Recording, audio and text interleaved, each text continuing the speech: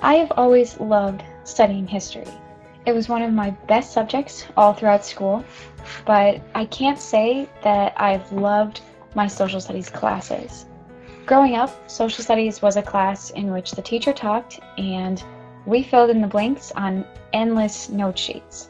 We read our textbook each night and we brought in our notes and our questions the next day, except of course, when our teacher asked us to share our questions, no one did. So he would take a seat at his desk and read his paper until someone, grudgingly, broke the silence. The interactions were stale, the questions were shallow, and it was boring. In high school, social studies was fine for me. Not a notable experience, but one that I worked hard at and got through.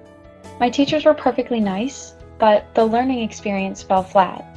I appreciated their depth of knowledge and understanding, but in terms of really being passionate about teaching social studies, that was missing. I decided at a young age to be a teacher, and by the time I was a junior in high school, I knew I wanted to be a social studies teacher. I loved learning about history, and I knew that I could do better, that I could translate my own passion to my students. My college professors fell in line with my high school teachers.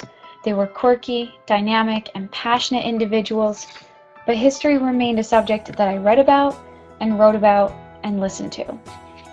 It was during my fieldwork as a student teacher that I realized that I truly loved what I was doing. I realized that social studies classes and history can be dynamic and exciting and engaging. They just need teachers who will breathe life into them. The teacher I observed pushed his kids to think and to question what they were learning about. They participated in simulations of major encounters of historic individuals. They wrote persuasive and opinionated pieces from various perspectives. In his history class, history was lived. It was considered. It was reconsidered. And it made me realize how much I missed out on and how I desperately never wanted my students to be passive recipients of history.